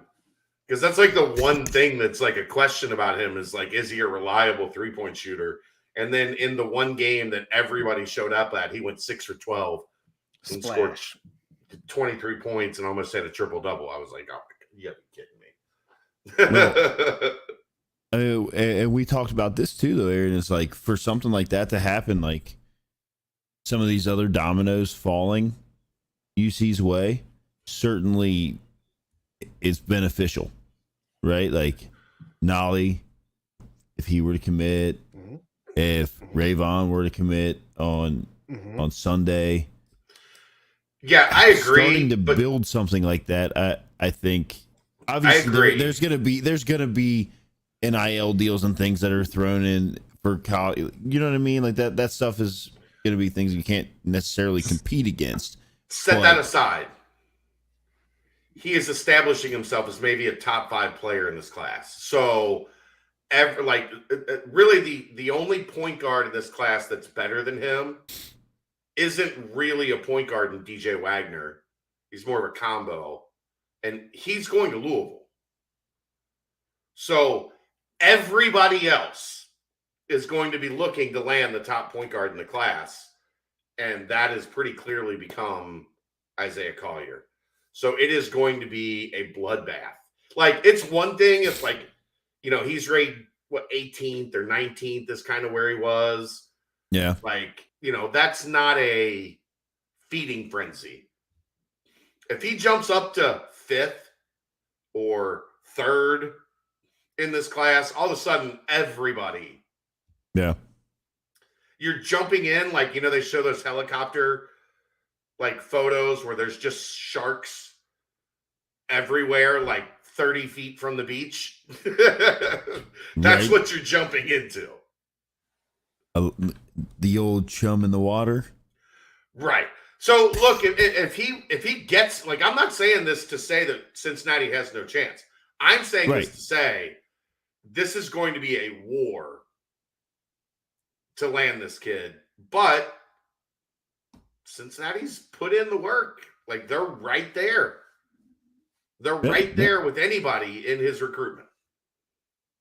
So I accidentally just came across a tweet from yesterday from a Daniel Law saying that the Charlotte Hornets owner Michael Jordan. It's fake. Okay, thank you. Account. All right, Don't worry about it. Thank you. But if you start looking at it, I mean, okay, if you want to look at Twitter things, like, obviously, like, a lot of these kids know each other, and, like, you know, Collier seems to always. Him and Rayvon are close. You know, a lot of that. So my thought process with Aaron when we were talking about this earlier this week is that, like, you know, you get some of these other dominoes to fall to kind of boost where your team is at, and, you know, obviously where we're going, because I feel like he's probably a guy that wants to play in a big conference, and the Big 12 is quite literally the best basketball conference in the country, and so that's got to count for something. If he was coming out this year into the AAC, I don't know that would be as, you know, helpful. Probably actually hurt. But with these other guys, if they end up committing here, I think that only helps at least the case towards possibly landing him. And they also got involved, more involved. They've been kind of on the periphery of this kid. His name's Arrington Page, Arrinten Page. He's a 6'9", really, really talented big guy who happens to go to the same high school as Isaiah Collier, and also happens to play on the same AAU team as Isaiah Collier. So if you're looking to surround things with things like one of his close friends in Rayvon Griffith, and then also, like, the big man that he works with over and over and over again in pick and roll situations, and dunking all day. Like the guy that he is most comfortable with, like, passing to, and, like, they have a rhythm. Now all of a sudden this Page kid is on your priority list, because from what I've seen over 2 weekends, that's the best big man that they're recruiting. Now, again, it's a situation where he's going to go from unranked to right on the cusp of 5-star status in a month. That's how good this kid has been. UC actually offered him after the EYBL in Orlando 2 weeks ago. And then they were obviously at every one of his games again this week. They were supposed to meet with him today. It sounds like the schedules kind of got jammed up, but they'll meet with them here in home visit sometime this week or next week. Like it's a priority. But look, anything you can do to make Isaiah Collier feel comfortable, if that's landing Griffith and that's like showing that Page is like your number one big man target, you do it because Collier is that good. Like, well, so again, that if you land Collier, if you have Skillings coming up, if you land Rayvon, Josh Reed, Rayvon, if you land Nolly, all of a sudden you're looking at a top 25 team. Yeah. If With not, I said potential top, potential. Depending on how it all works, you're counting on young guys, seeing how they adjust, like early in their careers. Sure, it would be different if we like these guys have been in the system for a year or two, and we're looking at what year 3 and 4 are going to look like. But yes, you're looking at like on paper. If you land very Griffith, good team, if you land Griffith, Collier, Page, you're looking at what would be a top 10 recruiting class, top 5 recruiting class heading into the Big 12. That would be a statement. Yeah, a statement that like Wes Miller isn't messing around. He's come to be very serious about this. What are your thoughts on this statement?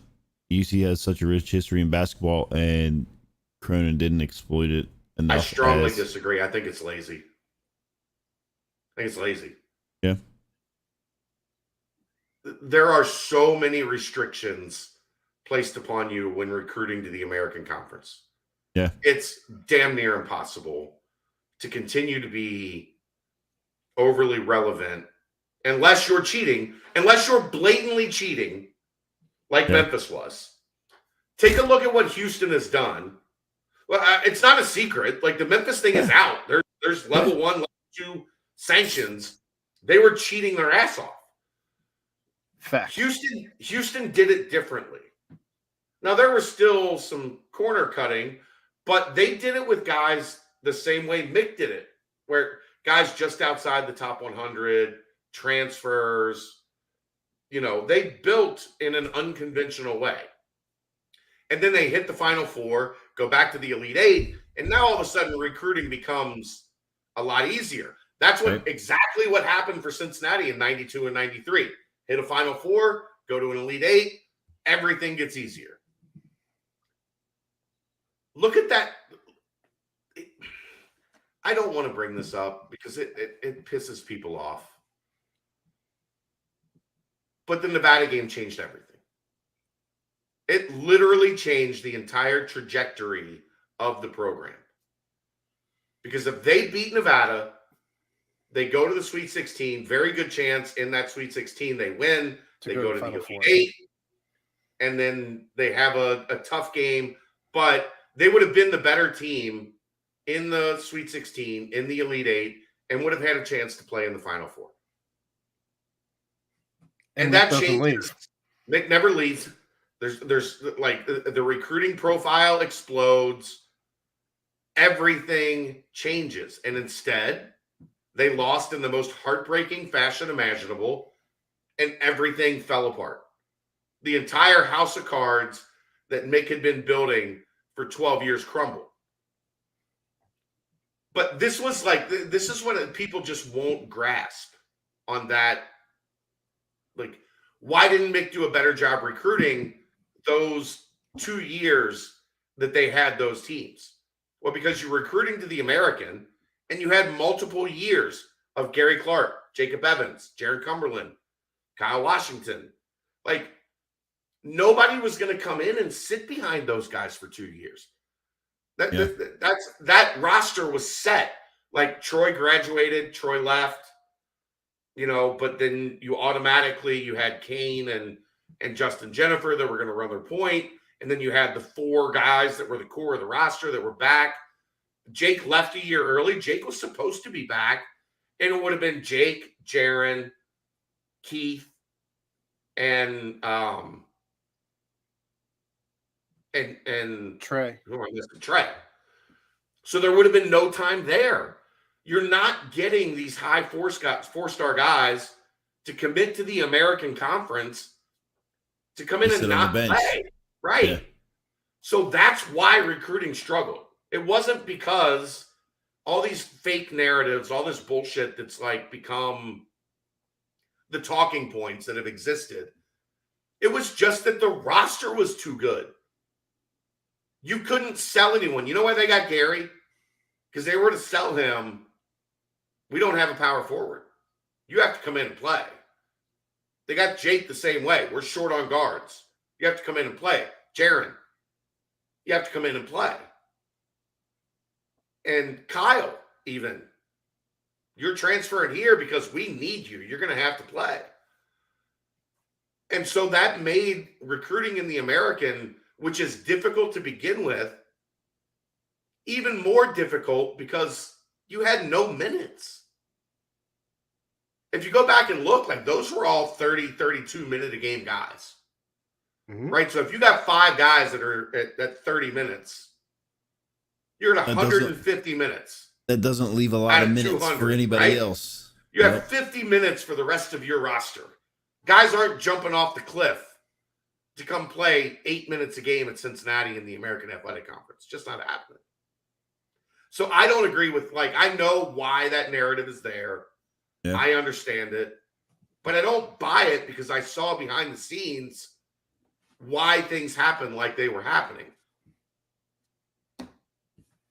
So I hope that answers that question. Oh, yeah.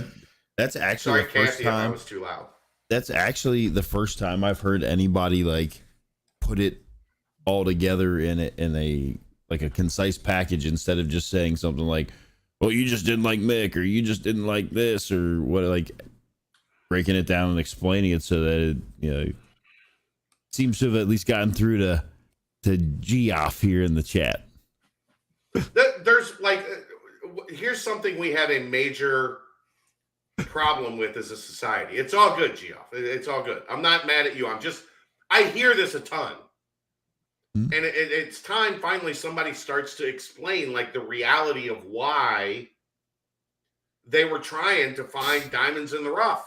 It's because they already had diamonds in those cycles. Like, Yep, Diamond Hands got a hold, Jeff. You know that. that's right. Ed doesn't know nothing about that. I've been But holding they on to this would have had- Dogecoin for a year. You should have already gotten rid Yeah. of that. I You get should have notifications paper hands on every that day. shit, Ed. Yeah, It's up 5%. It's down 5%. Ed It's just up watches- 5%. It's down 50%. Ed just watches this like, I was gonna make a. yeah, That's why I I'm stopped. not gonna. I'm gonna let it go. But yeah, that's the reality of like, what would it have really taken? Everybody that freaks out about like how bad the roster was, right? When Mick left, the roster was Jaron, Trey, Keith, Nazir. What would it have taken? 2 transfers? 3 transfers? And you still had Logan Johnson and some guys at the back end, but Mick was always kind of an eight rotation guy, like 8 players played the majority of the minutes. It would have taken 2 transfers, and that roster would have been once again a lock for the NCAA tournament. Still had LaQuill Hardnett. Yeah, the back of the roster wasn't great. We just talked about that. man. I'm not recapping the same shit I just said, Aaron, so you can make a hurt chuckle or hurt. That's That what was we funny. do on this podcast. Prince Toyambi. Prince Toyambi turned into a pretty solid player in college. LaQuill Hardnett turned into a decent player in college. Guys that would have been able to fill down the road roles 6, 7, 8, 9. Like maybe wouldn't have been your frontline guys. The Elio guys that could have given Semi. you minutes. Ellie averaged what, double-digit rebounds a game? Mhm. One of the most heartbreaking injuries in the tournament because his team was on the verge of pulling a major upset. Good, right. And he went down, and that team fell apart. That's how important he was to that team. So, Lost like, the Bulldog. I mean, I don't know. I like that. It's just such a lazy, like, screw you, we're gonna dump on you now that you're gone narrative that it annoys me. It does. So much that he doesn't even like my jokes. I usually don't like your jokes. I know. I feel like I bat worse than a Reds batter with you. And with that, we can move into the Reds' awful start for the last 5 minutes. No, of the we show. already- No, they did the Reds for like 30 minutes waiting on you. That. We I did that. asked Ed, and he said that all you did was sit and do the draft for the first like 50 minutes. No, That's what Ed told me. lied. Ed's full No. of shit. I didn't. No. When did I say that? Unbelievable, Ed. No, we did Reds talk. It was Yeah, it was rough. I was gonna say, was it brutal? it was hard. It was Aaron's puppy. Ruff, ruff, Yeah, Rough. yeah. They're not good. That's my dog. That's somehow we expanded that thought for 30 minutes. Still don't know how. Don't know how it happened. Unbelievable, that team right now. I don't know. I mean, Would I you don't, wear a paper bag down to the stadium, Aaron? Yes. I'm not going to the stadium this year. If somebody bought you a ticket I and wouldn't a go. paper bag, No, and because all you had to do was go in and sit down with the paper bag. No, because that's still supporting them with a ticket. Like I'd rather somebody eats the ticket than to go to the game and still have to buy concessions. Like But if they already bought the ticket, you're not going to eat anything down there. You're not going to drink anything down there. Like No, come I'm on, bringing man. a sandwich. Ed's packing in an Italian sub with extra mayo. with extra mayo on it. Cold cut trio, maybe. Who knows? Whoa! No. You know what you do? No. Go to the Holy Grail. Before the And game, You get food and you get some drinks, and you're allowed to leave and re-enter the game now. So if you need a beverage, you exit the game, you walk across the street to the Holy Grail, you get a beer, you drink the beer. It's Marta down there, so you can leave the Grail Dora. with the beer. Dora, whatever it is. I meant Dora. You can The leave the Explorer. Grail with the beer, and you walk back to the gate, and you get back in, and you watch the game for a couple innings, and then you go back to the Grail, and you get another beer, and you don't pay $11 a beer, Ed. You pay, or Aaron, you pay $3 a beer at the Grail. What beer are you getting at the Grail for $3? Because I feel like they charge almost game day prices at the Grail. what? No. They're like $6 for a beer at the Grail. For like a craft beer, yeah. Of What? course. That's What what, do a you think craft I'm- beer costs. What do you think They're I'm like drinking? $11 for a craft beer at the game. Bud Light, It's like Aaron. half price. The mountains are blue. Dumbass. Drink some Bud Light. Get out of here. Don't put yourself up on a pedestal that you have to drink craft beer all the time. Be like the rest of us hardworking folk. Drink a Bud Light. I got some Miller Lite in the fridge right now. Also, In the what? in the fridge. That is not what you said. You called it the refridge. Refrigerator, yeah. I mean, Fridge. I mean, it's either a fridge or a refrigerator. I mean, I might Not a- might do what Chad suggested if the Grail, sponsored the Part of the Punctuation podcast. Well, they sponsor. They Bearcat sponsored. Journal. They I sponsored know. Chad. I know. God. Do you guys have anything else? Because I hate the Reds. They ruined all of this. I And am. Aaron, I wouldn't know how much anything costs at the Grail. I know. That's what Yeah. I forgot about all of that as I had my rant. I realized that halfway through my rant, which is why I just petered out at the end.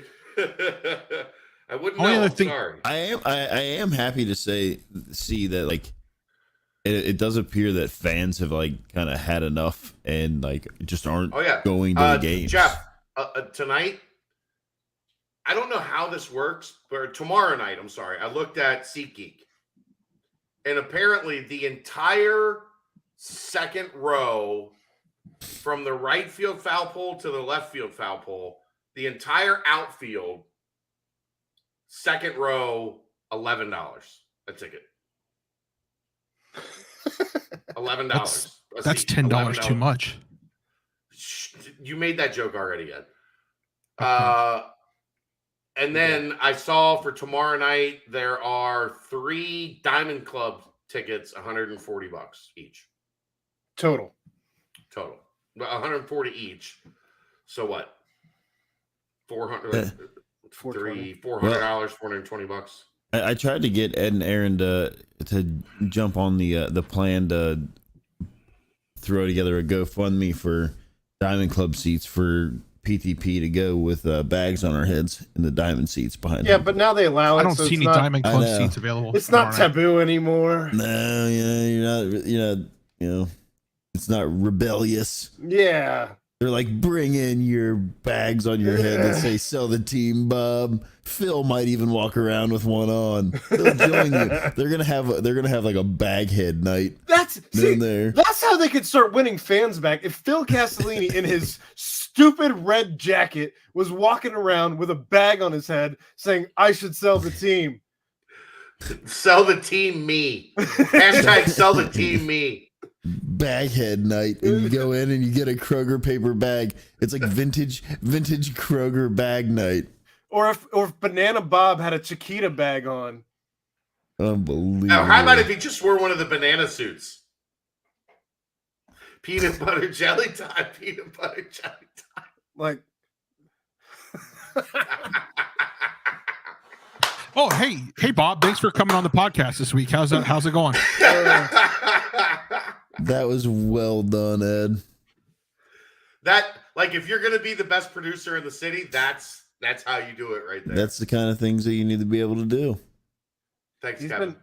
You're doing too much. He's been waiting to use that banana. Oh my God! I think the official roster announcement for the Nasty Natty is tomorrow. Ooh. Speaking of keeping it 100, For Trey Scott's already committed. They're releasing the full roster. They're releasing the full roster tomorrow. From what I don't know that I'm going to be able to cover TBT, as I think that's the week I'm having a baby. The fuck. I know. It sounds like it's only me who's going to be able to cover. So Brenton on this. I probably could cover it, but I don't go into that godforsaken building. I understand. Hey, you guys want to see something cool before I can see Brett and I covering this. That'd be good time. You know how hard it was? The school across town posted on their Twitter account the #1 on-campus arena in the country today. And do you know the restraint I had to show? Not to be like, you don't have the #1 on-campus arena in the city, fucking idiots. I'm hoping Ed's brother was still around for that. That's where that one was aimed. I don't know if he is or not. Look. You got a lightsaber? Oh, God. This is the Darth Maul, the Shadow Maul saber. It's pretty awesome. Okay. I have a blade for it, but it's not obviously. Disney bit you, huh? What do you mean you have a blade for it? You just push a button and it. Yeah, exactly. Yeah, it just comes out. It'll burn a hole through things. And then I bought this one too. How much did that run you? I don't want to talk about it because my wife listens to the podcast. But you know what I bought? It has an attachment on the end. This is Cal Kestis' lightsaber. This is a nerd podcast now, and this is from the video game. They don't play well with your background. I know. It's bad news. Ed, what did you buy before I sign us? When I went to Disney, I bought a Savannah Bananas hat. No, you did that in Georgia on the way home. You forgot to tell everybody. That was another episode of Part and Punctuation. As always, I'm Aaron Smith, joined by these knuckleheads. Chad comes in too. Him and Kathy are at war. Our pets' heads are falling off. Banana Bob joined the show. Karen. I thought her name was Karen. We'll see you next week. Goodbye.